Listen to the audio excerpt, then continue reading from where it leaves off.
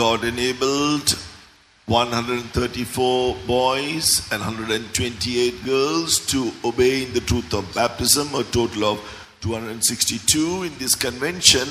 For this youth camp, for that shall we praise God. 134 boys மற்றும் 128 girls ஆக மொத்தம் 262 பேர் தண்ணீர் ஞானஸ்நான சத்தியத்துக்கு இந்த வாலிபர் முகாமிலே கீழ்ப்படிய கர்த்தர் உதவி செய்திருக்கிறார். எனவே நாம் கர்த்தரை ஸ்தோத்திரிப்போம். 134 బాయ్స్ తర్వాత 128 గర్ల్స్ మొత్తము ఈ యొక్క మకాంలో బాప్తిసం పొంది ఉన్నారు. Let us all with a grateful heart praise God. కృతజ్ఞత హృదయం కలిగి మనమందరం దేవునికి స్తోత్రం చేద్దాము. நாம் நன்றியோடு கர்த்தரை ஸ்தோத்திரிப்போம். Hallelujah. Thank you, Lord. Praise you, praise you, praise you. Hallelujah. God has been speaking to us in different ways throughout this youth camp, especially to all the young people. இந்த வாலிபர் முகாம் நெடுகவும் பல வித்தியாசமான விதங்களில் கர்த்தர் நம்மோடு பேசிக் கொண்டிருக்கிறார். குறிப்பாக வாலிபர்களோடு அவர் பேசிக் கொண்டிருக்கிறார். ఈ యవనస్తుల మకాంలో దేవుడు పలు విధములుగా మాట్లాడుతూ అందరితో మాట్లాడినారు. ముఖ్యంగా యవనస్తులతో దేవుడు మాట్లాడి ఉంటున్నాడు. And the Lord spoke to us to the messages in particular. குறிப்பாக தூதுகள் மூலமாக கர்த்தர் இந்த நாட்களில் நம்மோடு பேசினார். ప్రసంగం ద్వారా వాక్యం ద్వారా దేవుడు మనతో మాట్లాడి ఉంటున్నాడు. Then as you heard from your group activities, he spoke to us through the songs. குழு நிகழ்ச்சிகளில் நீங்கள் கேட்டது போல கர்த்தர் பாடல்கள் மூலமாகவும் நம்மோடு பேசினார். దేవుడు పాటల ద్వారా కూడా దేవుడు మనతో మాట్లాడుతూ వచ్చున్నాడు. He encouraged and spoke to us to the exhortations during worship. ஆராதனை நேரங்களிலே சொல்லப்பட்டதான வார்த்தைகள் மூலமாக கர்த்தர் நம்மை தைரியப்படுத்தினார். ఆరాధన సమయంలో పలు విధములైన ప్రవచనం ద్వారా దేవుడు మనల్ని ధైర్యపరిచించున్నాడు. Every word of God is precious. தேவனுடைய ஒவ்வொரு வார்த்தையும் விலையேற பெற்றதா இருக்கிறது. దేవుని యొక్క ప్రతి ఒక్క వాక్కులు అది విలువైన వాక్కులై ఉంటున్నవి. And even this morning, this final meeting, for the word of God, God is going to give us. Shall we thank him?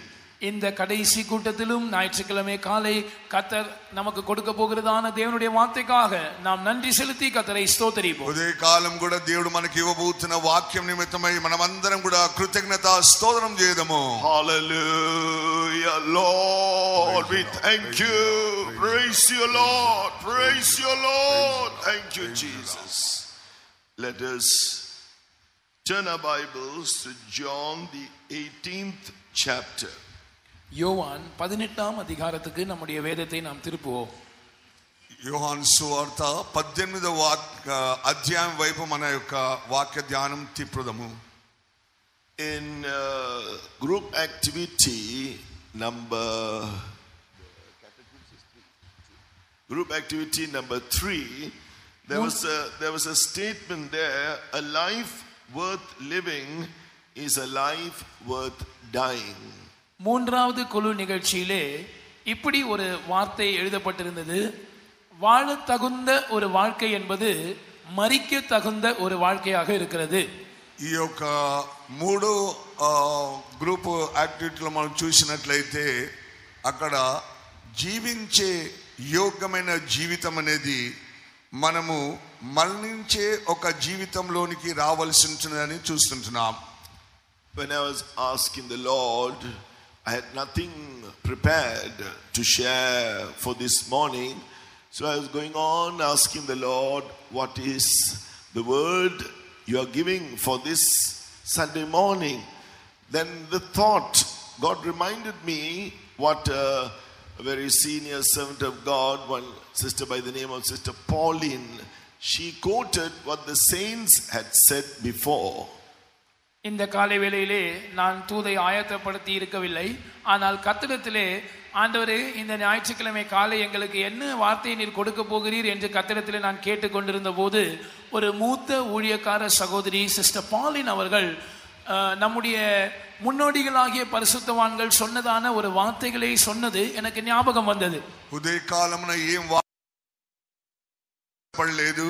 కానీ దేవుని అడిగించున్నాను, ప్రభువా ఈ ఉదయకాలం నేను ఏం వాక్యం చెప్పాలని అడిగినప్పుడు మనకు వృద్ధాప్యంలో ఉంచిన మన యొక్క సేవకురాలు పాలిన్ అనే సహోదరి చెప్పినట్లుగా మన యొక్క అనుభవం గల పరిశుద్ధుల యొక్క ఆ యొక్క ఆలోచన నాకు దేవుడు అనుగ్రహించున్నాడు.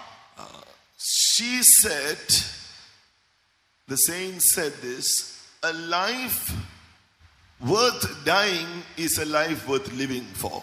அவர்கள் முன்னோடிகளாகிய பரிசுத்தவான்கள் சொன்னதை இப்படி எனக்கு சொன்னார்கள். வாழத் தகுந்த வாழ்க்கை என்பது என்னவென்றால் మరిక తగుంద வாழ்க்கைதான் వాழத் తగుంద வாழ்க்கை. ఈ యొక్క జీవించే యోగ్యమైన జీవితం అనేది యవనస్తులైన ప్రతి వారు కూడా ఒక మరణించే జీవితంలోనికి రావాల్సిన అనుభవం ఉంటుందని చెప్తున్నారు. So therefore, as the theme of this camp is a life worth living with Jesus and for Jesus, இந்த முகாமின் தலைப்பு வாழத் தகுந்த வாழ்க்கை. அதனுடைய உபத்தலைப்பு இயேசுவோடும் இயேசுவுக்காகவும் வாழ்வது. ఈ యొక్క యవనస్తుల యొక్క మకాం యొక్క ముఖ్య అంశం ఏమనగా జీవించే యోగ్యమైన జీవితం అనేది యేసు ప్రభుతోను యేసు ప్రభు కొరకు అని చెప్పబడినది. Therefore we should learn how to die with Jesus and to die for Jesus' sake. எனவே நாம் இயேசுவோடு எப்படி மரிப்பது, இயேசுவுக்காக எப்படி மரிப்பது என்பதை கற்றுக்கொள்ள வேண்டும். అయితే మనము ఈ ఉదయ కాలమున యేసుతో ఎలాగో మరణించాలి, యేసు కొరకు ఎలాగో మరణించాలనేది మనం నేర్చుకోవాలి. So if we understand that, we will be living the life worth living for our God. இயேசுவோடு மரிப்பது எப்படி என்றும், with Jesus. இயேசுவோடு மரிப்பது எப்படி என்றும் இயேசுவுக்காக மரிப்பது எப்படி என்றும் நாம் கற்றுக்கொண்டால் இயேசுவோடு எப்படி வாழ்வதென்றும் இயேசுவுக்காக எப்படி வாழ்வது என்பதையும் நாம் கற்றுக்கொள்ளலாம். యేసుతో కూడా ఎలాగో మరణించవలెను, యేసు కొరకు ఎలాగో మరణించవలనని నేర్చుకున్నట్లయితే మనము జీవించే ఒక యోగ్యమైన జీవితమును మనము నేర్చుకోగలుగుతున్నాం. So I asked God, then give me some points what I can share. So these are some points that were gathered. நான் உங்களோடு பகிர்ந்து கொள்ளும்படியாக சில குறிப்புகளை உங்களுக்கு சொல்லுகிறேன். நான் சேகரித்த குறிப்புகள் இவைகள்தான். నేను మీతో పంచుకోవాల్సిన ఆ యొక్క ముఖ్యమైన అంశాలు ఇప్పుడు మీ ముందు పెట్టబోతున్నాను. First of all, we read what the Lord Jesus said when he was going to be sentenced to be crucified, to be killed. He said in John chapter 18 verse 36, Jesus answered, please read it. John 18:36. இயேசு சிலுவையில் அறையப்பட்டு கொலை செய்யப்பட வேண்டும் என்கிற தண்டனை அவருக்கு விதிக்கப்பட்ட போது ஆண்டவராகிய இயேசு கிறிஸ்து என்ன சொன்னார் என்பதை முதலாவது யோவான் 18:36 இலிருந்து நான் உங்களுக்கு வாசிக்க விரும்புகிறேன். 18:37 18:37 இலிருந்து உங்களுக்கு வாசிக்க விரும்புகிறேன். ఈ యొక్క యేసుతో కూడా మరణించే యొక్క అనుభవం గురించి మనము చూసినట్లయితే యోహాను సువార్త 18వ అధ్యాయము 37వ వాక్యములో మనం గమనించగలుగుతున్నాం. అందుకు పిలాతు నీవు రాజువా అని ఆయన అడుగగా యేసు నీవన్నట్టు నేను రాజుని, సత్యమును గూర్చి సాక్ష్యం ఇచ్చుటకు నేను పుట్టి తిని, ఇందు నిమిత్తమే ఈ లోకమునకు వచ్చి తిని, సత్య సంబంధి అయిన ప్రతి వాడును నా మాట వినుననెను. అందుకు పిలాతు సత్యమనగా ఏమిటి అని ఆయనతో చెప్పెను. அப்பொழுது பிலாத்து அவரை நோக்கி, அப்படியானால் நீ ராஜாவோ என்றான். இயேசு பிரதியுத்தரமாக, நீ சொல்லுகிறபடி நான் ராஜாதான். சத்தியத்தை குறித்து சாட்சி கொடுக்க நான் பிறந்தேன், இதற்காகவே இந்த உலகத்தில் வந்தேன். சத்தியவான் எவனும் என் சத்தம் கேட்கிறான் என்றார். Pilate therefore said unto him, Art thou a king then? Jesus answered, Thou sayest that I am a king. To this end was I born, and for this cause came I into the world, that I should bear witness unto the truth. Everyone that is of the truth heareth my voice. So here the Lord Jesus said that it is for this purpose he came to this world, to bear witness unto the truth and to die for the sake of the truth. சத்தியத்தை குறித்து சாட்சி கொடுக்கவும் அந்த சத்தியத்துக்காக மரிக்கவுமே தான் இந்த உலகத்தில் வந்ததாக ஆண்டவராகிய இயேசு இந்த வசன பகுதியில் சொல்லுகிறதை நாம் பார்க்கிறோம். సత్యం గురించి సాక్ష్యం పలుటగాను ఆ సత్యం నిమిత్తమై మరణించగానే నేను ఈ లోకంలోనికి వచ్చినానని జవాబిస్తున్నాడు. And one thing, he came to declare the truth of who the Father is. பிதாவானவர் யார் என்பதை குறித்த சத்தியத்தை வெளிப்படுத்தும்படியாக ஒரு பகுதியில் அவர் வந்தார். సత్యము గురించి తండ్రి ఎవరు, ఆ యొక్క తండ్రి యొక్క సత్యము గురించి బయలుపరచగానే ఈ లోకంలోనికి ప్రభు వచ్చింటున్నాడు. That's what it says. After it says Jesus came full of grace and truth in John chapter 1. எனவேதான் யோவான் 1ஆம் அதிகாரத்தில் இயேசு கிருபையினாலும் சத்தியத்தினாலும் நிறைந்தவராய் இந்த பூமிக்கு வந்தார் என்று சொல்லப்பட்ட பிற்பாடு యేసు ప్రభు చెప్పినట్టుగా యోహాను సువార్త 1వ అధ్యాయములో కృపా సత్యములతో నింపబడి ఆయన ఈ లోకంలోకి వచ్చింటున్నాడు. Then in verse 18 it says, no man had seen God at any time, the only begotten Son which is in the bosom of the Father, he had declared him. அப்படி சொன்ன பிற்பாடு 18ஆம் வசனம் சொல்லுகிறது, தேவனை ஒருவனும் ஒரு காலம் கண்டதில்லை, பிதாவின் மடியில் இருக்கிற ஒரே பேரான குமாரனே அவரை வெளிப்படுத்தினார். 18వ వాక్యంలో చెప్పబడుచున్నది, దేవుని ఎవరు ఎన్నడూ చూడలేదు, కానీ తండ్రి యొక్క ఆ యొక్క ఒడిలో ఉంచిన ఆ యొక్క కుమారుని మాత్రమే అది బయలుపరచబడినదని చెప్పబడుచున్నది. Why did he declare that truth? As it says further in John chapter 14 verse 6, he said, I am the way, the truth and the life. No man cometh unto the Father but by me. மறுபகுதியிலே ஏன் அவர் சத்தியத்தை வெளிப்படுத்தினார் என்பதை இன்னொரு வசனத்தில் பார்க்கும்போது யோவான் 14:6 நாம் வாசிக்கிறோம், இயேசு நானே வழியும் சத்தியமும் ஜீவனுமாய் இருக்கிறேன் என்று சொன்ன பிற்பாடு என்னை அல்லாமல் ஒருவனும் பிதாவினிடத்தில் வரான் என்று சொல்லுகிறார். సత్యము గురించిన ఒక సాక్ష్యం పలుకుటగాను యేసు ప్రభు యోహాను సువార్త 14వ అధ్యాయము 6వ వాక్యంలో చూసినప్పుడు నేనే మార్గమును సత్యమును జీవమై ఉన్నాను, నా ద్వారా తప్ప ఎవరును తండ్రి యొద్దకు రాలేరు అని చెప్పినాడు. So by revealing the truth, he was also revealing the truth of the kingdom of heaven, how man can come unto the Father, how he can be ready for the eternal kingdom of God. சத்தியத்தை அவர் வெளிப்படுத்தினதின் மூலமாக அவர் தேவனுடைய ராஜ்யத்தின் சத்தியத்தை வெளிப்படுத்தி கொண்டிருந்தார். மறுவார்த்தையில் பிதாவாகிய தேவனிடத்துக்கு எப்படி மனிதன் வந்து சேர முடியும், அல்லது எப்படி தேவனுடைய ராஜ்யத்தில் இருக்கிற பிதாவினிடைக்கு ஒரு மனிதன் வந்து சேர முடியும் என்பதை குறித்த சத்தியத்தை அவர் வெளிப்படுத்தினார். సత్యం గురించి సాక్ష్యం అని పలికినప్పుడు తండ్రి అయిన దేవుని యొక్క రాజ్యంలో మనం ఎలాగూ చేరవలనని ఒక సత్యమును ప్రకటించుచు ఆ యొక్క తండ్రి సన్నిధికి చేరే ఒక సత్యమునే ఆయన బయలుపరిచినట్టుగా చూస్తుంటున్నాం. So he loved the Father so much, was willing to die for the truth, was willing to die for the Father's sake. அவர் பிதாவாகிய தேவனை எந்த அளவுக்கு நேசித்தார் என்றால் சத்தியத்தின் நிமித்தமாகவும் பிதாவாகிய தேவனுக்காகவும் மரிக்கவும் அவர் ஆயத்தமுள்ளவராயிருந்தார். ఆయన తండ్రిని ఎంతగా ప్రేమించినాడంటే సత్యం గురించిన ఒక సాక్ష్యం పలుకుటకును తండ్రి నిమిత్తం మరణించుట కూడా ఆయన సిద్ధముగా ఉండెను. We read the Lord Jesus said in John chapter 15 verses 9 and 10, he said, as the Father had loved me, so have I loved you, continue ye in my love. Verse 10 of John chapter 15, if ye keep my commandments, ye shall abide in my love, even as I have kept my Father's commandments and abide in his love. யோவான் 15ஆம் அதிகாரம் 9-10 ஆகிய வசனங்களில் ஆண்டவராகிய இயேசு சொல்வதை நாம் கவனிக்கிறோம். பிதா என்னில் அன்பாயிருக்கிறது போல நானும் உங்களில் அன்பாயிருக்கிறேன், என்னுடைய அன்பிலே நிலைத்திருங்கள். நான் என் பிதாவின் கற்பனைகளை கைக்கொண்டு அவருடைய அன்பில் நிலைத்திருக்கிறது போல நீங்களும் என் கற்பனைகளை கைக்கொண்டிருந்தால் என்னுடைய அன்பிலே நிலைத்திருப்பீர்கள். యోహాను సువార్త 15వ అధ్యాయము 9-10 వాక్యములను చదివినట్లయితే, నా తండ్రి నన్ను ఎలాగూ ప్రేమించినాడు అలాగున నేను మిమ్మల్ని ప్రేమిస్తున్నాను, ఆ యొక్క తండ్రి నాకు బయలుపరిచిన కార్యములను నేను మీకు బయలుపరుస్తున్నానని చెప్తున్నాడు. He, for the sake of that love to the Father, he was willing to die as it says in John chapter 14 verse 28, ye have heard how I said unto you, I go away and come again unto you. If ye love me, ye would rejoice, because I said, I go unto the Father, for my Father is greater than I.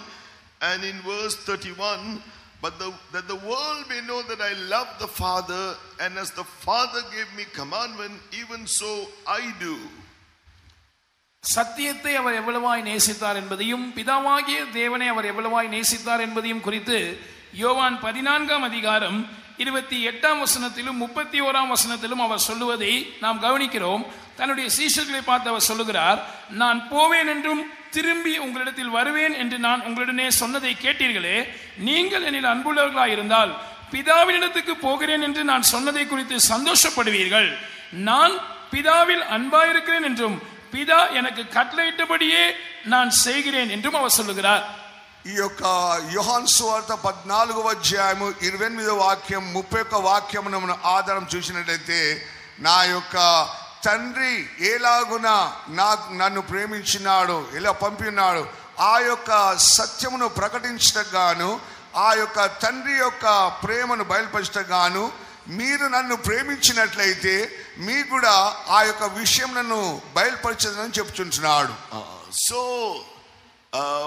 the Lord Jesus, in order to go to the Father, he had to die on the cross of Calvary. கர்த்தராகிய இயேசு பிதாவினிடத்துக்கு போக வேண்டுமானால் அதற்கான வழி அவர் கல்வாரி சிலுவையிலே மரிக்க வேண்டியதாக இருந்தது. ప్రభుని యేసుక్రీస్తు తండ్రి యొద్దకు వెళ్ళవలనంటే ఆయనకు ఒకే ఒక మార్గము, ఆయన సిలువలో మరణించవలసి ఉండెను. And there is no suffering greater than what the Lord Jesus went through all the way to Calvary. Kalvari வரைக்கும் ஆண்டவராகிய இயேசு அவர் கடந்து சென்ற அந்த பாடுகளின் பாதையை நாம் கவனிக்கும் போது அதை காட்டிலும் பெரிதான பாடு என்று சொல்வதற்கு ஒன்றுமில்லை. యేసు ప్రభు కల్వారి సిలువ యొద్దకు ఆయన వెళ్ళిచున్న ఆ యొక్క మార్గం అనేది అంతకంటే ఒక గొప్ప శ్రమలనేటివి వేరే శ్రమలే లేకుండా కనబడుచున్నవి. So for the sake of the love for the Father, the Lord Jesus was willing to die. பிதாவின் அன்பின் நிமித்தமாக கர்த்தராகிய இயேசு கிறிஸ்து மரிக்கவும் ஆயத்தமாய் இருந்தார். తండ్రిని ప్రేమించినందువల్లనే యేసు ప్రభు మరణించడానికి సిద్ధంగా ఉండెను. He was willing therefore to lay down his life for the sake of the truth. சத்தியத்தின் நிமித்தமாக தன்னுடைய ஜீவனை பலியாக ஒப்புக்கொடுக்க அவர் மனமு வந்தவராய் இருந்தார். సత్యం నిమిత్తమై తన యొక్క ప్రాణం పెట్టగాను ఆయన బహు ఇష్టపడిన వాడై ఉంటున్నాడు. And while he was on this earth itself, he lived with the Father, and he was awaiting the day when he was going to be resurrected and glorified, and once again be seen in that glory with the Father. இந்த பூமியில் இயேசு வாழ்ந்த நாட்களிலும் கூட அவர் பிதாவோடு ஐக்கியமுள்ளவராகவே ஜீவித்தார்.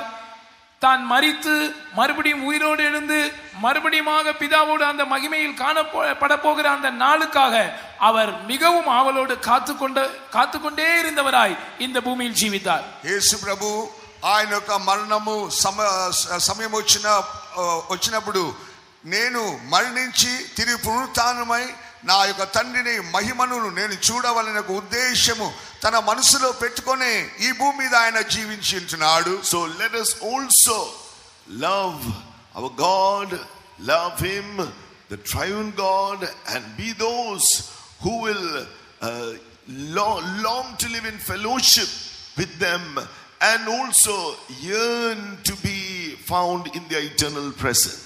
நாமும் கூட நம்முடைய தேவனை, அதாவது நம்முடைய திருத்துவ தேவனை நாம் நேசிப்போமாக, அவர்களோடு கூட ஐக்கியமுள்ளவர்களாய் காணப்பட வேண்டும் என்று நாம் விரும்புவோமாக. மாத்திரமல்ல, நித்தியமான அவருடைய சமூகத்திலே நாம் போய் சேரும் அந்த நாளுக்காக நாம் ஏங்கிக் கொண்டே இருப்போமாக. మనం ఎల్లప్పుడూ కూడా మన యొక్క తండ్రి అయిన దేవుణ్ణి లేదా త్రిత్వ దేవుణ్ణి మనం ప్రేమించుచు మనము ఆయన కొరకే ఈ లోకములో మనము జీవించుచు మనము దేవుని యొక్క సన్నిధికి వెళ్ళి చేరవలననే ఒక మనసు ఉద్దేశంతో కూడా ఈ లోకములో మనం జీవించవలెను. Then whatever sufferings that we have to encounter will not be greater than the love that has overwhelmed our hearts for the triune God. அப்படி இருக்குமானால் தேவனுடைய திருத்துவ தேவன் மேல் நம்முடைய இருதயத்தில் வழிந்தோடுகிறதான நிரம்பி வழிகிறதான அந்த அன்பானது நம்முடைய பாதையிலே வருகிறதான எந்த ஒரு பாடுகளையும் நாம் பொருட்படுத்தாமல் தைரியமாக நாம் அவைகளை எதிர்கொள்ள நம்மை பலப்படுத்தக்கூடியதா இருக்கும். త్రిత్వ దేవుని యొద్ద నుండి వస్తున్న యొక్క ప్రేమ అది మన హృదయములో మనం నింపబడుచున్న సమయంలో ఎటువంటి శ్రమలు మన జీవితంలో వచ్చినప్పటికీ దాని ఎదుర్కొంటకును ధైర్యముగా మన ముందు కొనసాగవచ్చును.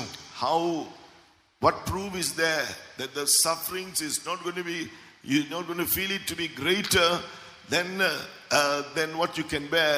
The example is seen in the Lord Jesus himself.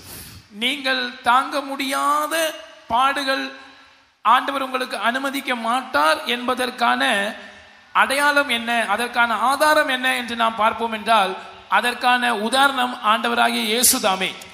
మనము సహించట అంటే అధికముగా శోధింపనీయడు, ఆ శ్రమలు రావని చెప్పడానికి ఉదాహరణ ఏమనగా మన యేసు ప్రభు ఈ లోకంలో పడిన శ్రమలే మనకు ఉదాహరణమైనవి. One thing it is written about the Lord Jesus, I have set the Lord always before me. He set the Father always before him. He lived in his presence because he said, my right hand I shall not be moved.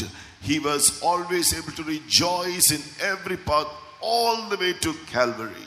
கர்த்தரை எப்பொழுதும் எனக்கு முன்பாக வைத்திருக்கிறேன், அவர் என் வலது பாரிசத்தில் இருக்கிறபடியினால் நான் அசைக்கப்படுவதில்லை என்ற அந்த வார்த்தை கர்த்தராகிய இயேசு கிறிஸ்துவை குறித்து சொல்லப்பட்ட ஒரு வார்த்தையாக இருக்கிறது. அவர் எப்பொழுதும் பிதாவாகிய தேவனை தனக்கு முன்பாக வைத்து ஜீவித்தார், இல்லாவிட்டால் அவருடைய சமூகத்தில் அவர் ஜீவித்தார். அவருடைய வலது பாரிசத்தில் பிதாவாகிய தேவனை அவர் வைத்திருந்தார் என்று சொல்லும் போது அந்த தேவ சமூகத்தின் சந்தோஷத்தினாலே அவர் நிரம்பினவராய் இருந்தபடியினாலே கல்வாரி வரைக்கும் வந்த எல்லா பாடுகளையும் சந்தோஷத்தோடு அவர் எதிர்கொள்ள முடிந்தது. యేసు ప్రభు ఈ లోకంలో ఉంటున్న సందర్భంలో ఆ యొక్క శ్రమల గురించి ఆయన ఏమాత్రం కూడా ఆయన బాధపడలేదు. కానీ తండ్రి ఎదుట ఉండుట గాను తండ్రితో కూడా జీవించట గాను ఆ యొక్క శ్రమలన్నిటివి ఆయన సులభముగా సహించుకొని ఆయన జీవించినట్లుగా చూస్తుంటున్నాం. We read also the Lord Jesus, he gave his life for the whole world or for sinners. கர்த்தராகிய இயேசு முழு உலகத்துக்காக இல்லாவிட்டால் பாவிகளுக்காக தன்னுடைய ஜீவனை கொடுத்தார் என்பதை நாம் அறிந்திருக்கிறோம். యేసు ప్రభు లోకమంతటి కొరకును పాపుల కొరకును తన ప్రాణం పెట్టినాడని మనం వినించినాము. We have been told to memorize scriptures from these group activity sessions. I'm sure all of you have memorized John chapter 3 verse 16. நாம் வேதத்தின் சில வசன பகுதிகளை மனப்பாடம் செய்து கொண்டு பழக வேண்டும் என்று குரூப் ஆக்டிவிட்டீஸிலே உங்களுக்கு சொல்லிக் கொடுத்திருப்பார்கள் என்று விசுவாசிக்கிறேன். நான் நினைக்கிறேன் நீங்கள் எல்லாரும் மனப்பாடம் செய்ய வேண்டிய அல்லது நீங்கள் ஏற்கனவே செய்திருப்பீர்கள் ஒரு வசன பகுதி தான் யோவான் 3ஆம் அதிகாரம் 16ஆம் வசனம். గ్రూప్ యాక్టివిటీలో అనేక వాక్యం మీరు నేర్చుకొని ఉంటున్నారు. అందులో కంఠపాఠంగా మీరు నేర్చుకోవలసిన ఆ యొక్క భాగం అనేది అది యోహాను సువార్త 3వ అధ్యాయము 16వ వాక్యమై ఉంటున్నది.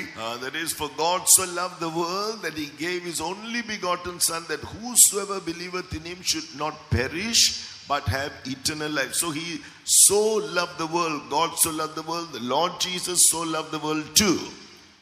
தேவன் தம்முடைய ஒரே பேரான குமாரனை விசுவாசிக்கிறவன் எவனோ அவன் கெட்டு போகாமல் நித்திய ஜீவனை அடையும்படிக்கு அவரை தந்தருளி இவ்வளவாய் உலகத்தில் அன்பு கூர்ந்தார் என்று அந்த வசனம் சொல்லுகிறது.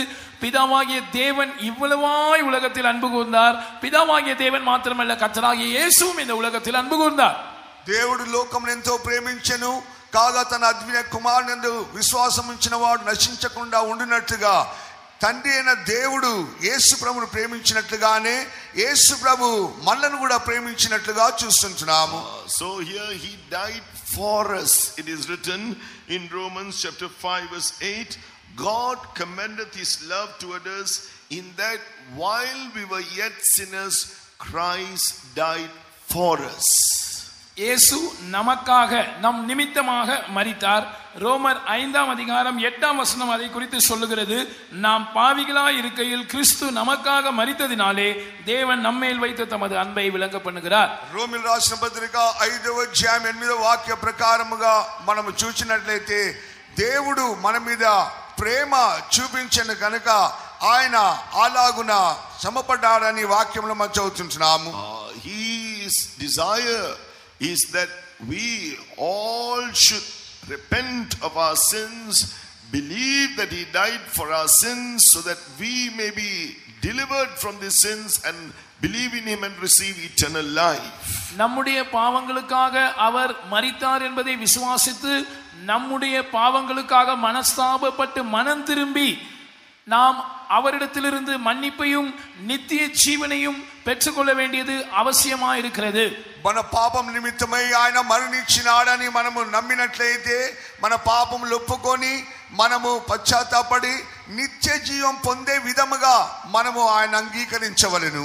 And so even though you may be a young person here and attending church, it may be that you have not yet repented of your sins. If you feel so this morning, ask Jesus with a true sorrow in your heart that he died and was punished for your sins. Ask Jesus to forgive your sins and confess and forsake them to him. நீங்கள் இந்த சபையின் கூட்டங்களிலே கலந்து கொள்ளுகிற ஒரு வாலிப பையனாக பிள்ளையாக இருக்கலாம். இங்கே நீங்கள் அமர்ந்திருந்தாலும் நீங்கள் ஒருவேளை உங்களுடைய பாவங்களுக்காக மனஸ்தாபப்படாதவர்களா இருக்கலாம். அப்படி இருந்தால் இந்த காலை வேளையிலே நீங்கள் இயேசு உங்களுடைய பாவங்களின் நிமித்தம் அடைந்ததான வேதனையையும் தண்டனையும் உணர்ந்தவர்களாக அவருக்கு அந்த வேதனையை வருவித்ததற்காக நீங்கள் துக்கத்துடன் தேவனுக்கேற்ற துக்கத்தோடு மனஸ்தாபப்பட்டு அவரிடத்தில் மன்னிப்பு கேட்டு உங்களுடைய பாவ மன்னிப்பை பெற்றுக் கொள்ளுங்கள். ఇదే కాలమున దేవుని యొక్క సన్నిధికి వచ్చిన నీవు ఒకవేళ సంఘంలో ఒక సభ్యులుగా ఉండవచ్చును, ఆయనను మారు మనసు పొందకుండా పశ్చాత్తాపం లేకుండా జీవించవచ్చును. అయితే యేసు ప్రభు నీ కొరకు మరణించినాడు, నీ కొరకు శిక్షను అనుభవించినాడని నువ్వు గ్రహించినట్లయితే ఈ దినమే ఈ ఉదయకాలమే నువ్వు పశ్చాత్తాపడి మారు మనసు పొంది నీ జీవితమును ప్రభువుకు సమర్పించవలెను. Then the Lord Jesus died for the church or for the sake of the church.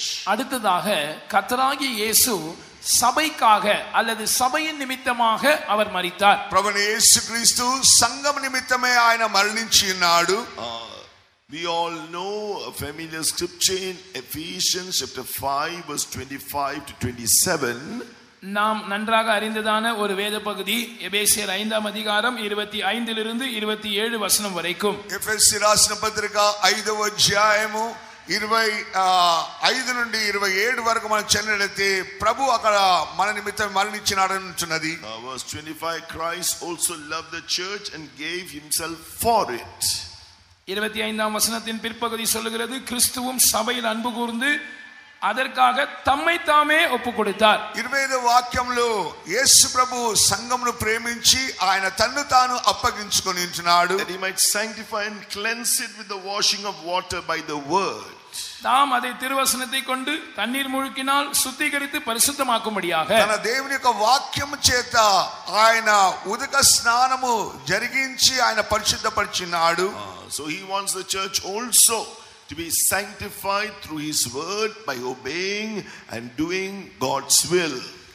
தேவனுடைய சபையானது கீழ்ப்படிந்து தேவனுடைய சித்தத்தை செய்வதின் மூலமாக அது தம்முடைய வார்த்தையை கொண்டு பரிசுத்தமாக்கப்பட வேண்டும் என்று அவர் விரும்புகிறார். దేవుని యొక్క సంఘమైన మనము దేవుని యొక్క చిత్తమును ఎరిగి ఆయన వాక్యం చేత మనము శుద్ధీకరించుకోవాలని బోధిస్తుంటున్నది. That is why about 262 young people obeyed God in the water baptism in this youth camp.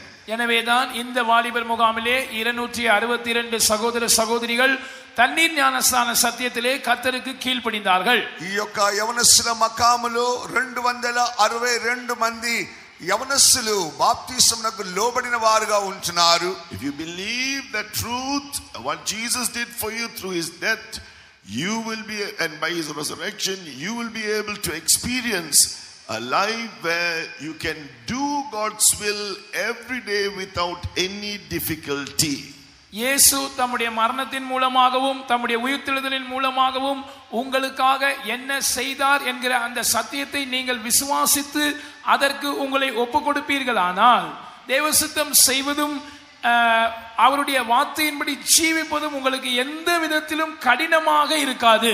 ఎప్పుడైతే నీవు సత్యమైన వాక్యం గ్రహించి యేసు ప్రభు నీ కొరకు మరణించినాడు, ఆయన నీ కొరకే శ్రమపడ్డాడని నువ్వు గ్రహించినట్లయితే ఈ యొక్క శ్రమనంటివి కష్టమునంటివి అది నీకు కష్టముగా ఉండకుండా పోవుచుంటున్నది. He died and rose again, and now he has done everything, and he is living, verse 27, to present his church, a glorious church or a glorious bride, without spot or wrinkle or any such thing, holy and without blemish when he comes. அவர் மரித்து உயிர்த்தெழுந்தார். அது மாத்திரமல்ல, அவர் வரும்போது கரை திரை முதலானவைகள் ஒன்றுமில்லாமல் பரிசுத்தமும் பிழையற்றதுமாயிருக்கிற ஒரு மகிமையுள்ள சபையாக நம்மை அவருக்கு முன்பாக நிறுத்திக் கொள்ளும்படியாக தான் இப்பொழுது அவர் ஜீவிக்கிறார். ఆయన మరణించి తిరిగి లేవడం మాత్రమే కాదు, ఆయన తిరిగి వచ్చినప్పుడు మచ్చ డాగు ముడత లేని ఒక మహిమగల సంఘమును తన ఎదుట నిలబెట్టుటగానే ఆయన క్రియ చేయించుచున్నాడు. So earlier we saw he gave his life for sinners. So we need to have a burden, even as we heard just now, to pray for the salvation of the world, and where possible share this gospel with others. இயேசு கிறிஸ்து பாவிகளுக்காக அவர்களில் அன்பு கூர்ந்து தம்முடைய ஜீவனை கொடுத்தார், மரித்தார் என்று நாம் கேள்விப்பட்டோம். சற்று முன் நாம் கேட்டது போல நாமும் கூட ஆத்துமாக்களுடைய ரட்சிப்புக்காக பாரமுடையவர்களாக ஜெபிக்க வேண்டும். மாத்திரமல்ல, எப்பொழுதெல்லாம் எங்கெங்கெல்லாம் சமயம் கிடைக்கிறதோ, சந்தர்ப்பங்கள் வாய்க்கிறதோ, நாம் மற்றவர்களுடைய ரட்சிப்புக்காக சுவிசேஷத்தை அறிவிக்கிறதான அந்த வேலையை செய்ய வேண்டும். యేసుక్రీస్తు ప్రభు మన కొరకు ఈ లోకంకి వచ్చి మరణించాడు, ఆయన భారం వహించి మన కొరకు సమస్తం చేసినాడని విశ్వసించినట్లయితే నీ జీవితంలో కూడా యేసు నిమిత్తమై ఒక సాక్షిగా ఉండి అనేకులకు కూడా ఈ సత్యమైన సువార్తను ప్రకటించే ఒక భారంతో నువ్వు జీవించవలెను. Just like Jesus loved the church and gave himself for it, எப்படி இயேசு சபையில் அன்பு கூர்ந்து தம்மை தாமே அதற்காக ஒப்பு கொடுத்தாரோ, ఏ విధంగా ప్రభువైన యేసుక్రీస్తు సంఘమును ప్రేమించి తన ప్రాణమును పెట్టినాడు. according to 1 John chapter 3, முதலாம் யோவான் 3ஆம் அதிகாரத்தின்படி, మొదటి యోహాను పత్రిక 3వ అధ్యాయం ప్రకారముగా here it says in 1 John chapter 3 from verse 10 to verse 19 how we should love the brethren. முதலாம் யோவான் 3ஆம் அதிகாரம் 10 முதல் 19 வரை உள்ள வசனங்கள் நாம் எப்படி சகோதரரை நேசிக்க வேண்டும் என்பதை குறித்து நமக்கு சொல்லுகின்றன. మొదటి యోహాను పత్రిక 3వ అధ్యాయము 10వ వాక్యం నుండి 19వ వాక్యం వరకు మనము చదివినట్లయితే సహోదరులను మనం ఎలాగో ప్రేమించవలనని అక్కడ రాయబడి ఉంటున్నది. That means even if you don't receive any love in return from them, you should be willing to love them, as it says in verse 16, even to lay down your life for the brethren. இதனுடைய அர்த்தம் என்னவென்றால், அவர்களிடத்திலிருந்து எந்த விதமான அன்பும் உங்களுக்கு கிடைக்காவிட்டாலும் நீங்கள் அவர்களை நேசிக்கவும் அவர்களை மன்னிக்கவும் நீங்கள் ஆயத்தமாக இருக்க வேண்டும். 16ஆம் வசனம் சொல்லுகிறது போல அவர்களுக்காக உங்கள் ஜீவனை கொடுக்கவும் நீங்கள் ஆயத்தமுள்ளவர்களாக இருக்க வேண்டும். ఎప్పుడైతే నీ యొక్క సహోదరుడు నిన్ను ప్రేమించినప్పటికీ, అతని ఎదురు నుంచి నీ ప్రేమ దొరకనప్పటికీ, నీవు మాత్రము ఆయనను ప్రేమించి 18వ వాక్య ప్రకారముగా నీ ప్రాణమును పెట్టుటకు కూడా నువ్వు సిద్ధంగా ఉండవలెను. So below it says practically also, when there's a situation where you can help the others, we can help them.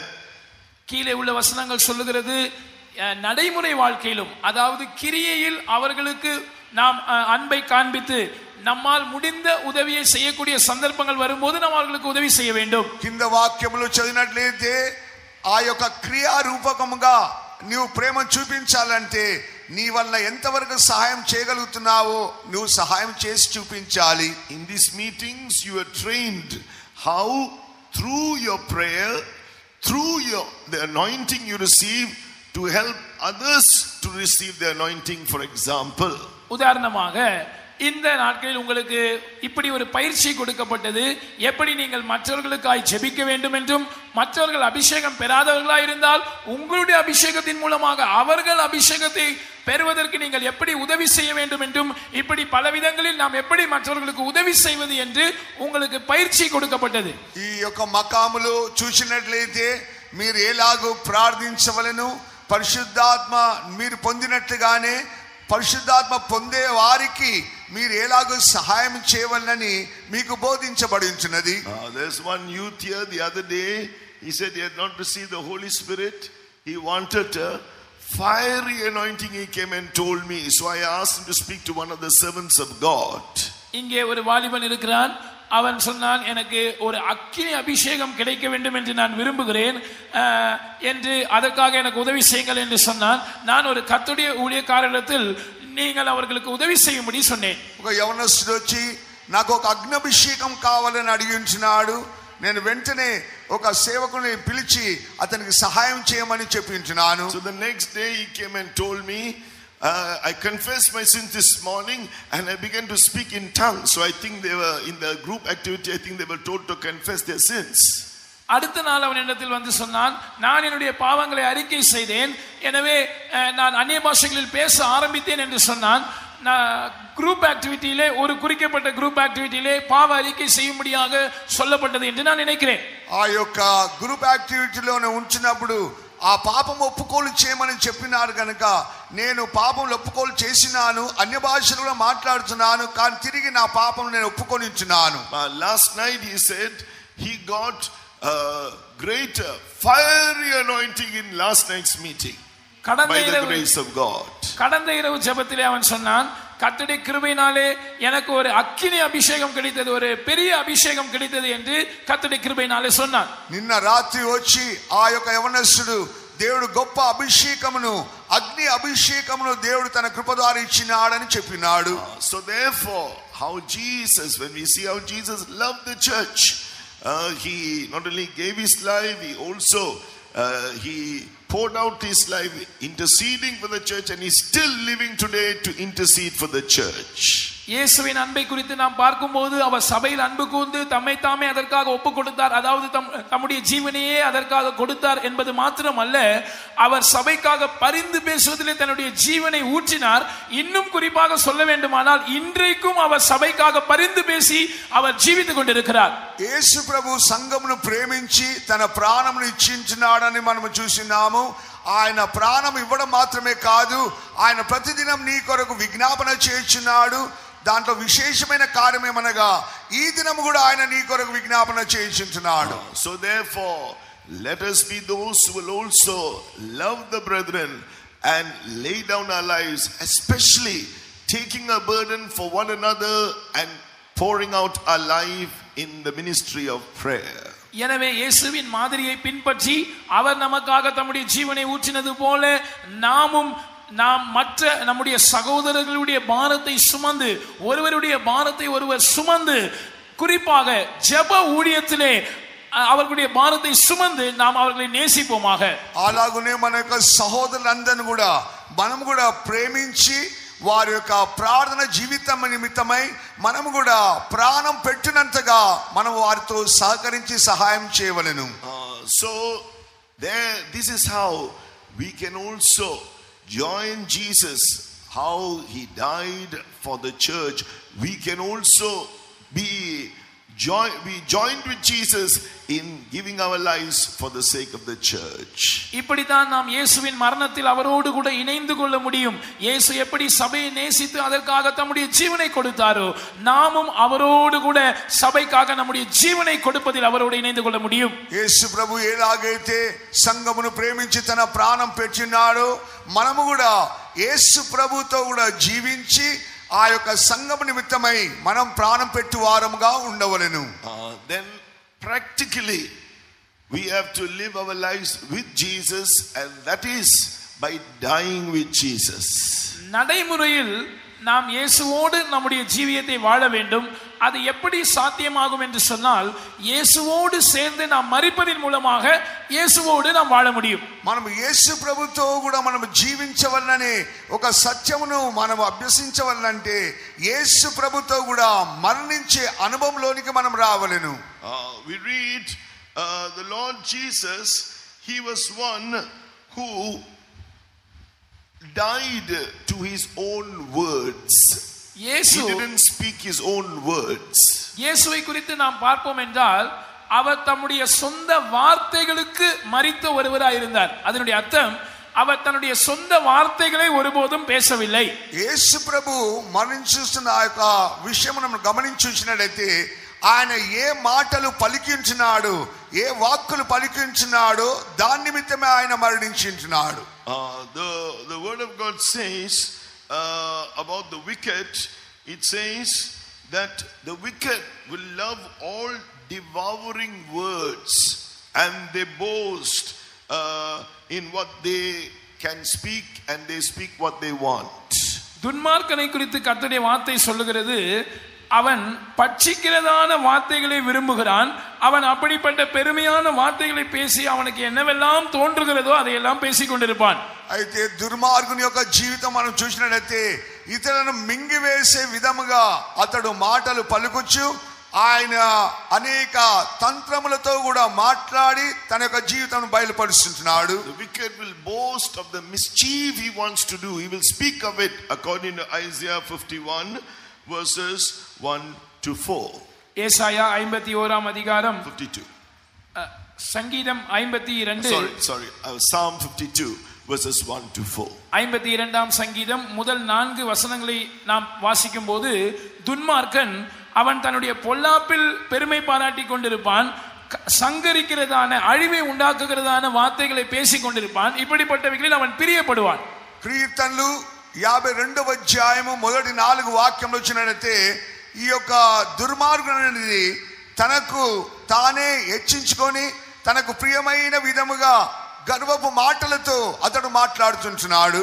But when you read about the Lord Jesus in Isaiah chapter 50, ஆனால் ஏசாயா 50ஆம் அதிகாரத்தில் ஆண்டவராகிய இயேசுவை குறித்து நாம் வாசிக்கும் போது, యెషయా 50వ అధ్యాయములో ప్రభుని యేసుక్రీస్తును మనం గురించి చూచినప్పుడు it says in verse 4 and 5 how wonderful this is.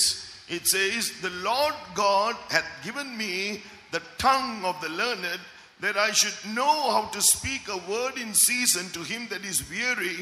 He wakeneth morning by morning, he wakeneth mine ear to hear as the learned. Isaiah chapter 50 verse 4. ஆண்டவராகிய இயேசுவை குறித்து சொல்லப்பட்டிருக்கிற இந்த வார்த்தைகள் எவ்வளவு ஆச்சரியமா இருக்கிறது என்று பாருங்கள். ஏசாயா 50ஆம் அதிகாரம் 4ஆம் வசனத்தை வாசிக்கிறோம். இலைப்படைந்தவனுக்கு சமயத்துக்கேற்ற வார்த்தை சொல்ல நான் அறியும்படிக்கு கர்த்தராகிய ஆண்டவர் எனக்கு கல்விமானின் நாவை தந்தருளினார். காலைதோறும் என்னை எழுப்புகிறார். கற்றுக்கொள்ளுகிறவர்களைப் போல நான் கேட்கும்படி என் செவியை கவனிக்க செய்கிறார். యెషయా రాసిన గ్రంథము 50వ అధ్యాయము ఆ యొక్క 4వ వాక్యంలో చూసినట్లయితే ఆయన శిష్యుని వలె నేను నేర్చుకుంటా గాను ఆ యొక్క ఆయన యొక్క వాక్కులు నేను వినుట గాను ఆయన చెవులను తెరిచినాడని చెబుతున్నాడు. And then in verse 5 here it says, the Lord God had opened mine ear and I was not rebellious, neither turned away back. 5ஆம் வசனம் சொல்லுகிறது, கர்த்தராகிய ஆண்டவர் என் செவியை திறந்தார், நான் எதிர்க்கவும் இல்லை, நான் பின்வாங்கவும் இல்லை. ఎప్పుడైతే యెహోవా నా యొక్క చెవిని విప్పినాడు నేను ఆయనను ఎదిరించలేదు అని చెప్తున్నాడు. And the Lord Jesus said in John 14:24, he said, the word which ye hear is not mine but the Father's which sent me. ஆண்டவராகிய இயேசு யோவான் 14ஆம் அதிகாரத்திலே சொல்லுகிறார், நீங்கள் கேட்கிறதான இந்த வார்த்தைகள் என்னுடையதா இராமல் என்னை அனுப்பின பிதாவினுடையதா இருக்கிறது. 24ஆம் வசனம். యోహాను సువార్త 14వ అధ్యాయం 24వ వాక్య ప్రకారముగా నేను చెప్పుచున్న ఈ మాటలు నేను చెప్పడం లేదు, నన్ను పంపిన నా తండ్రి చెప్పుచున్నాడని చెప్తున్నాడు. Then what did he speak? Because of that, because he died to his own words, John chapter 7 verse 16 and 17, he said, my doctrine is not mine but his that sent me. அவர் தன்னுடைய சொந்த வார்த்தைகளையும் கூட பேசாமல் அதற்கு மரித்தவராய் இருந்தபடியினாலே அவர் பேசினதான வார்த்தைகள் எப்படிப்பட்டதா இருந்தது என்று யோவான் 7ஆம் அதிகாரத்தில் நாம் வாசிக்கிறோம். என்னுடைய உபதேசம் என்னை அனுப்பின பிதாவினுடையதாய் இருக்கிறது. యోహాను సువార్త 7వ అధ్యాయంలో మనం చూసినట్లయితే అది నేను చెప్పుచున్న ఉపదేశం అనేది నాది కాదు, నన్ను పంపిన తండ్రిదే అని చెప్తున్నాడు. 16ఆం వచనం. And verse 17, if any man will, John 7:17, if any man will do his will, he shall know of the doctrine, whether it be of God or whether I speak of myself. 17ஆம் வசனத்தில் அவர் தொடர்ந்து சொல்லுகிறார், அவருடைய சித்தத்தின்படி செய்ய மனதுள்ளவன் எவனோ அவன் இந்த உபதேசம் தேவனால் உண்டாயிருக்கிறதோ நான் சுயமாய் பேசுகிறேனோ என்று அறிந்து கொள்வான். ఈ యొక్క 17వ వాక్య ప్రకారం చూసినట్లయితే ఈ యొక్క ఉపదేశము ఏదైతే నేను చెప్తున్నానో అది నా సొంతముగా కాదు, అది దేవుని వల్ల వచ్చినని వారు ఆత్మ ద్వారా గ్రహించగలుగుతున్నారని చెప్తున్నాడు. Because he died to his own words, he was able to speak the doctrine that the Father gave, that many were able to obey the truth. அவர் தன்னுடைய சொந்த வார்த்தைகளுக்கு மரித்தவராய் இருந்தபடியினால் பிதா அவரிடம் ஒப்புவித்த அந்த உபதேசத்தை அவர் பேசக்கூடியவராய் இருந்தார்.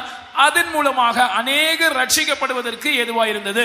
ఆయన తన సొంత మాటలకు ఆయన చనిపోయినందువలన తండ్రి పంపిన ఆ మాటలే పలికినందుకొరకు అనేకులు రక్షణ పొందుటకు హేతుగా మార్చబడి ఉంటున్నది. And Jesus said in Mark chapter 11 verse 23 to 26, when you speak, then mountains will move. Mark 11ஆம் அதிகாரம் 23ஆம் வசனத்திலிருந்து 26ஆம் வசனம் வரைக்கும் இயேசு சொல்லுகிறார், நீங்கள் பேசும்போது இந்த மலைகள் பெயர்ந்து போகும். మార్కు సువార్త 11వ అధ్యాయము 23 నుండి 26 వాక్యము మనం చదివినట్లయితే మీరు ఈ యొక్క మాటలు పలికినట్లయితే ఆ యొక్క పర్వతం కూడా కదిలిపోవచ్చునని చెప్తున్నాడు. I heard a story of a servant of God. He said his fellow servant of God went maybe I don't know where it is, in the north side, and he told the people, Jesus said, if you say to this mountain, be thou removed and be thou cast in the sea, it will take place. And at that time the people were cannibals, and they said, we give you till this time and you show it to us, prove it to us, otherwise we are going to eat you up. இந்த மலையை பார்த்து பெயர்ந்து போய் என்று விசுவாசத்தினால் நீங்கள் சொல்வீர்களானால் அப்படி ஆகும் என்று இயேசு சொன்ன இந்த வார்த்தைகளை குறித்த ஒரு கதையை நான் கேள்விப்பட்டேன். வட இந்தியாவிலே ஒரு ஊழியக்காரர் எனக்கு சொன்னார், இன்னொரு ஊழியக்காரரிடத்திலே ஒரு கூட்ட நரமாம்சம் சாப்பிடுகிறவர்கள் வந்து, இப்பொழுது இந்த மலையை பெயர்ந்து போகும்படி நீ சொல்ல வேண்டும், அது பெயர்ந்து போகாவிட்டால் நாங்கள் உன்னை சாப்பிட்டு விடுவோம் என்று சொன்னார்களாம். విశ్వసించినట్లయితే ఆ యొక్క పర్వతం తొలగిపోతుందని ఆ యొక్క వాక్యం ఉన్నది కదా, ఆ యొక్క వాక్యమును విన్న ఒక గుంపు వారు వచ్చి చెప్పారు, మీరు ఇప్పుడు చెప్పినట్లయితే ఆ యొక్క పర్వతం కదిలిపోవాలి, లేకుంటే మిమ్మల్ని కొట్టేస్తామని చెప్తున్నారు. And so he was talking about spiritual mountains. அவர் இந்த ஊழியக்காரர் ஆவிக்குரிய மலைகளை குறித்து தான் பேசிக் கொண்டிருந்தார். ఆ యొక్క సేవకుడైతే ఆత్మ సంబంధమైన పర్వతం గురించే మాట్లాడి ఉంటున్నాడు. These people didn't know Christ and they were not welcome. The gospel was not, they didn't welcome that preacher there to bring the gospel. So they told him, you must make sure this mountain moves. And the next day they came dancing with all their knives because the mountain was still there. இந்த நரமாம்சம் சாப்பிடுகிற கூட்டத்தார் இந்த பிரசங்கத்தை கேட்டுக்கொண்டிருந்தார்கள். அவர்களுக்கு சுவிசேஷம் தெரியாது, இயேசு கிறிஸ்துவை பற்றியும் தெரியாது. இப்படி ஒரு ஊழியக்காரன் சுவிசேஷத்தை தங்களுடைய பகுதிக்கு கொண்டு வந்ததையும் அவர்கள் விரும்பவில்லை. எனவே இந்த மலையை பார்த்து நீ பெயர்ந்து போய் என்று சொல்ல வேண்டும், அது பெயர்ந்து போகாவிட்டால் நாளைக்கு உன்னை சாப்பிட்டு விடுவோம் என்று சொன்னவர்கள் அடுத்த நாள் தங்களுடைய பாரம்பரியத்தின்படி கத்திகளோடும் நடனம் பண்ணி கொண்டும் வந்தார்கள் அவரை நோக்கி. ஏனென்றால் அந்த மலை இன்னும் அங்கேதான் இருந்தது. ఈ యొక్క నరభక్షకులుగా ఉంచిన ఆ యొక్క వ్యక్తులు ఈ యొక్క సేవకుడు పలికిన మాటలు విన్నప్పుడు ఈ యొక్క పర్వతం కదలినట్లయితే నిన్ను చంపివేస్తాం, ప్రాణం తీసేస్తామని చెప్పిన వారు మరుసటి దినమున నాట్యంతోను, ఎందుకంటే పర్వతం కదలలేదు కనుక అక్కడి ఉంది కనుక వారు నాట్యంతోను వారు వచ్చి ఉంటున్నారు. And as they came near, they heard a great rumbling noise, and suddenly when they turned and looked around, the mountain was no more there. அவர்கள் அந்த இடத்துக்கு வந்தபோது திடீரென்று பயங்கரமான ஒரு சத்தம், இரைச்சல் கேட்டது. அவர்கள் திரும்பி பார்த்தால் அந்த மலை அங்கே இல்லை. ఆ యొక్క వాళ్ళు వస్తున్న సందర్భంలో ఒక గొప్ప శబ్దం అనేది వచ్చింటున్నది. వారు వెనుకకు తిరిగి చూసినప్పుడు నిజముగానే ఆ యొక్క పర్వతం అక్కడ కనబడలేదు. That's how they accepted Jesus and became true believers.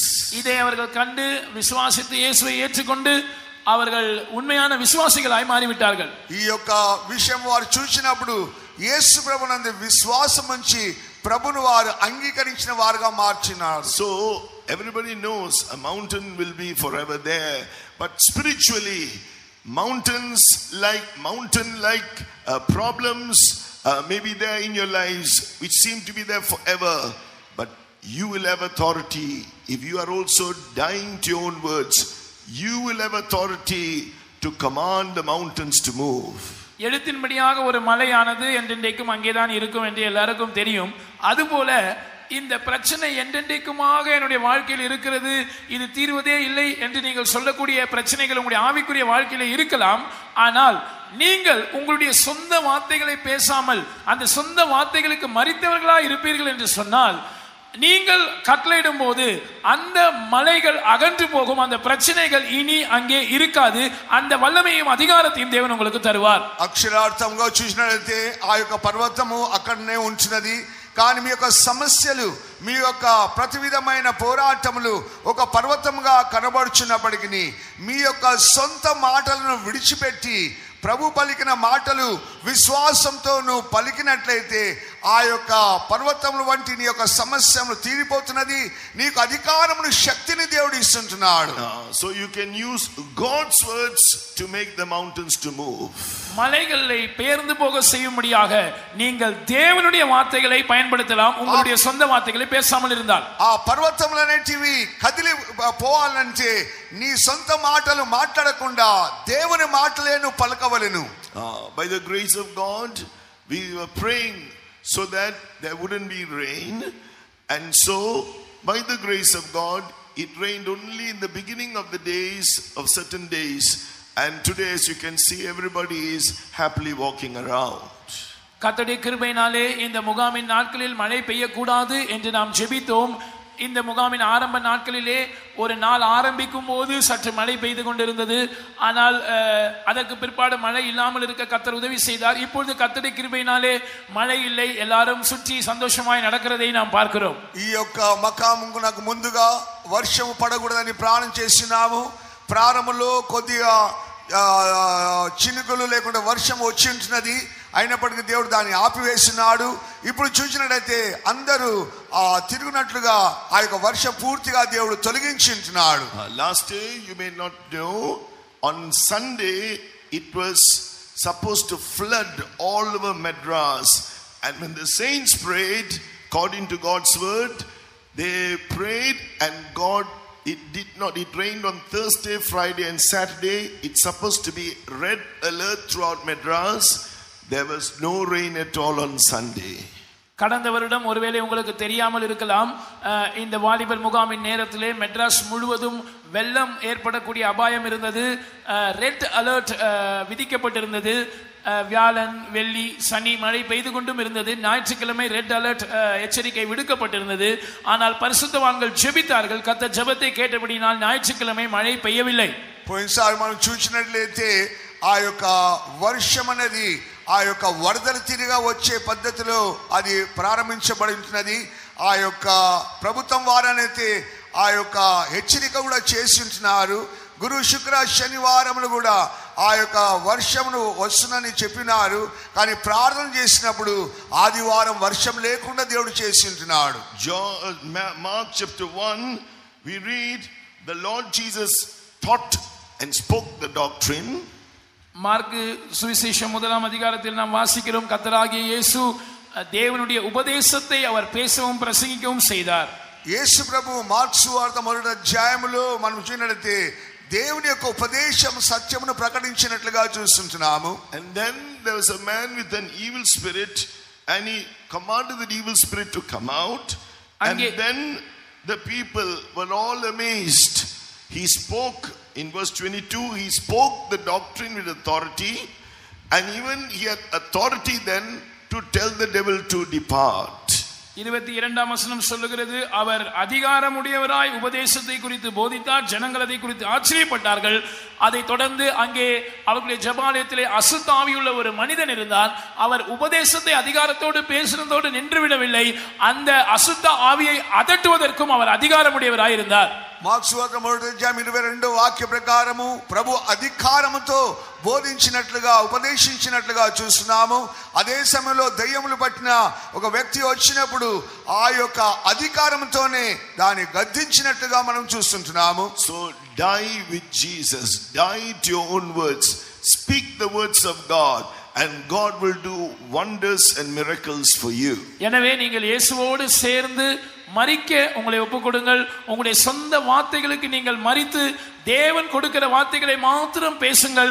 அப்பொழுது உங்களுடைய வாழ்க்கை வாழ தகுந்ததா இருக்கும். கர்த்தர் உங்களுக்கு வார்த்தைகளை தருவார், அதை அதிசயங்கள் மூலமாக உறுதிப்படுத்துவார். ఈ యొక్క విషయంలో కూడా నీవు నీ సొంత మాటలు కూడా మానివేసి దేవుడు పలుకుచున్న మాటలు మాత్రమే నువ్వు పలికినట్లయితే నీ యొక్క జీవితంలో ఆ అధికారమును బట్టి అద్భుత సూచక్రియలను చూడగలుగుతున్నావు. According to John chapter 5, the Lord Jesus was also dead to his own works. யோவான் 5ஆம் அதிகாரத்தின் அடிப்படையில் நாம் பார்க்கும்போது கர்த்தராகிய இயேசு தன்னுடைய சொந்த வார்த்தைகளுக்கு சொந்த கிரியைகளுக்கும் கூட மரித்தவராயிருந்தார். యోహాను సువార్త 5వ అధ్యాయం చూసినట్లయితే యేసు ప్రభు తన సొంత క్రియలను కూడా ఆయన మరణించిన వాడుగా కనబడుచున్నాడు. Here in chapter 5 verse 19 to 21 it says, whatsoever the son can do nothing of himself, what he seeth the father do, the son doeth likewise. யோவான் 5ஆம் அதிகாரம் 19ஆம் வசனத்திலிருந்து 21ஆம் வசனம் வரைக்கும் நாம் வாசிக்கும் போது, மெய்யாகவே மெய்யாகவே நான் உங்களுக்கு சொல்லுகிறேன், பிதாவானவர் செய்ய குமாரன் காண்கிறது எதுவோ அதையே அன்றி வேறொன்றையும் தாமாக செய்ய மாட்டார். ఈ యొక్క యోహాను సువార్త 5వ అధ్యాయం 19 నుంచి 21 వాక్యంలో చూసినట్లయితే యేసు ప్రభు చెప్పుచున్నాడు, నా సొంతగా నేను ఏమీ చేయడం లేదు, నా తండ్రి ఏమి సెలవిచ్చినాడో అదే నేను పలుకుతున్నానని ఆయన చెప్పుచున్నాడు. And so the Lord Jesus, he said that the works, because he didn't do his own works, he said that he was also, God gave him authority to raise the dead. கர்த்தராகிய இயேசு கிறிஸ்து தம்மை குறித்து சொல்லும்போது அவர் பிதாவானவர் செய்கிற கிரியைகளை மாத்திரமே செய்து தன்னுடைய சொந்த கிரியைகளை செய்யாமல் இருந்தபடியினால் பிதா இயேசுவுக்கு மரித்தோரை உயிர்ப்பிக்க கூடிய அதிகாரத்தை கொடுத்தாராம். యేసు ప్రభు తన సొంతగా ఏ క్రియలు చేయకుండా తండ్రి చెప్పిన క్రియలే చేసినాడు గనుక ఆ మరణించిన వారిని కూడా లేపే ఒక అధికారం నిశ్చయించున్నాడు. John chapter 14 and verse 10, he said the works that he did were not what he did, the Father did it.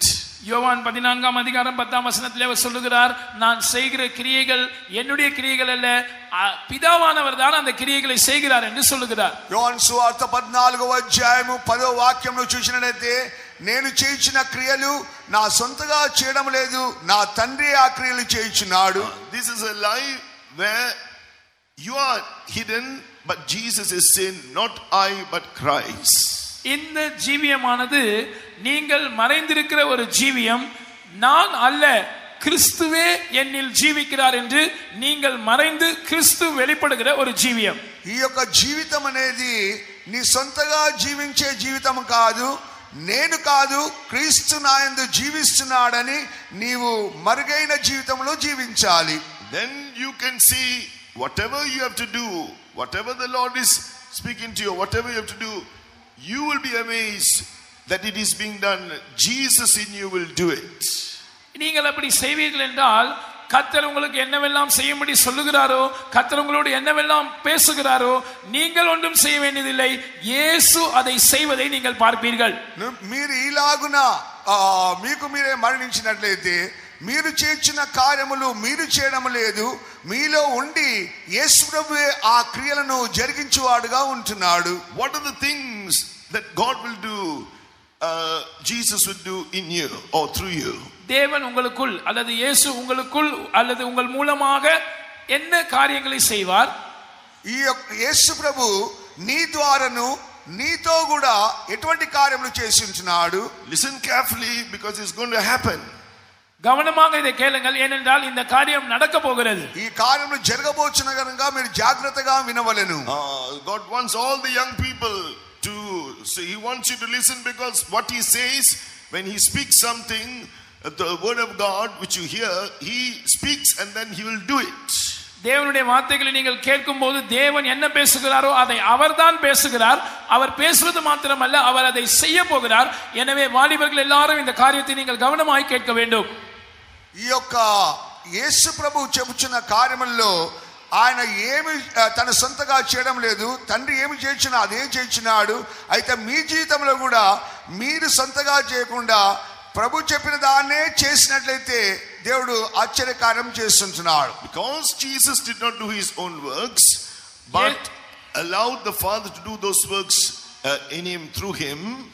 இயேசு தம்முடைய சொந்த கிரியைகளை செய்யாமல் பிதாவாகிய தேவன் அவருக்குள்ளும் அவர் மூலமாகவும் கிரியை செய்யும்படியாக அவர் தன்னுடைய சொந்த கிரியைகளை விட்டு கொடுத்தபடினால், యేసు ప్రభు తన సొంత క్రియలు చేయలేదు, కానీ తండ్రి తన ద్వారా తనతోనూ చేయించిన ఆ క్రియలే చేయుటకు అప్పగించుకొని ఉంటున్నాడు. God the Father, through the Lord Jesus, he destroyed all the works of the devil according to 1 John chapter 3 verse 8. பிதாவாகிய தேவன் இயேசு கிறிஸ்துவின் மூலமாக பிசாசினுடைய எல்லா கிரியைகளையும் அழித்து போட்டார். இதை தான் 1 யோவான் 3 அதிகாரம் 8 வசனத்தில் நாம் வாசிக்கிறோம். యోహాను రాసిన పత్రిక 3వ అధ్యాయం 8వ వాక్య ప్రకారంగా చూసినట్లయితే తండ్రి అయిన దేవుడు యేసు ప్రభు ద్వారా అపవాది క్రియలన్నీ కూడా లయపరిచించున్నాడు. The devil, he brings all kinds of mental torture, spiritual torture. பிசாசு நம்முடைய மனதுக்கு ஒரு உபத்திரவத்தை, ஆவிக்குரிய ரீதியாக உபத்திரவங்களை நமக்கு கொடுக்கிறார். సాతానుడైతే ఆత్మ సంబంధమైన శరీర సంబంధమైన ఒత్తిళ్లు కల్వరము నీకు తీసుకొని వస్తుంటున్నాడు. He brings sin, he brings sicknesses, he brings captivity, he brings fear. All these things are the works of the devil. அவன் வியாதியை கொண்டு வருகிறான், சிறையிருப்பை கொண்டு வருகிறான், அவன் பயத்தை கொண்டு வருகிறான். இவைகள் எல்லாமே பிசாசின் கிரியைகளாய் இருக்கின்றன. వ్యాధిని నీకు తీసుకొని వస్తున్నాడు, చెరలో పడిపోయే అనుభవంలో తీసుకొస్తున్నాడు, పలు విధమైన భయములు తీసుకొస్తున్నాడు. ఇవన్నీ కూడా అపవాది క్రియలే ఉంటున్నవి. He brings rebellion and disobedience in man. அவன் மனிதனுக்குள் முரட்டாட்டத்தையும் கீழ்ப்படியாமையும் கொண்டு வருகிறான். మానవుని యొక్క జీవితంలో తిరుగుబాటును, అవిధేయతను తీసుకొని వస్తుంటున్నాడు. He brings all kinds of lusts in man. மனிதனுக்குள் சகல விதமான இச்சைகளையும் அவன் கொண்டு வருகிறான். మానవుని యొక్క జీవితంలో పల విధమైన ఇచ్చల అభిలాష తీసుకొస్తున్నాడు. Jesus came, he was anointed with the Holy Ghost and power, went about doing good, healing all that were oppressed of the devil. ஆனால் இயேசு வந்தபோது அவர் பரிசுத்த ஆவியினாலும் வல்லமையினாலும் அபிஷேகம் பண்ணப்பட்டவராக, அவர் நன்மை செய்கிறவராகவும் பிசாசின் பிடியிலே அகப்பட்டிருந்த யாவரையும் விடுதலையாக்குகிறவராகவும் சுற்றி திரிந்தார். ప్రభువైన యేసుక్రీస్తు ఈ లోకంలోకి వచ్చినప్పుడు అభిషేకింపబడిన వాడై అపవాది క్రియలను, సాతాను యొక్క దయ్యములు పట్టిన వారి అందరూ కూడా ఆయన నిర్మూలం చేసినట్లుగా చూస్తున్నాము. Not only he will anoint you and destroy all the works of these works which come against you, but through you the Lord is going to work and destroy such works in other young people and do great things. உங்களுக்கு விரோதமாய் வருகிற இப்படிப்பட்ட எல்லா பிசாசுகளின் கிரியைகளையும் உங்களை அபிஷேகம் பண்ணுவதன் மூலமாக அவர் அழிப்பதில் மாத்திரம் அல்ல, மற்ற வாலிபர்களுக்குள்ளே பிசாசு கொண்டு வருகிறதான இப்படிப்பட்ட பிசாசின் கிரியைகள் அழிக்கப்படும்படியாக அவர் உங்களை அபிஷேகித்து உங்கள் மூலமாக அந்த பிசாசின் கிரியைகளை அழிக்க விரும்புகிறார். నీ జీవితంలో వచ్చుచున్న ప్రతి విధమైన అపవాది క్రియలు, అనేక విధమైన సమస్యలు వాడు తీసుకొచ్చినప్పటికీ నీ అభిషేకం ద్వారా నువ్వు దాన్ని జయించగలుగుతున్నావు.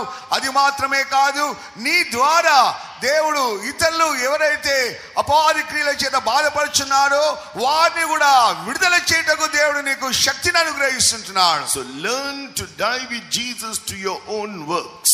எனவே இயேசுவோடு சேர்ந்து உங்களுடைய சொந்த கிரியைகளுக்கு எப்படி மரிப்பது என்பதை கற்றுக்கொள்ளுங்கள். అందుకొరకే యేసుతో కూడా మీరు చేరి మీ సొంత క్రియలను కూడా విడిచిపెట్టకు నేర్చుకొనవలెను. He will heal you of all your sicknesses. அவர் உங்களுடைய எல்லா வியாதிகளையும் நீக்கி உங்களை சுகமாக்குவார். ఆయన నీ సమస్త విధములైన వ్యాధులన్నీ స్వస్థపరచువాడు.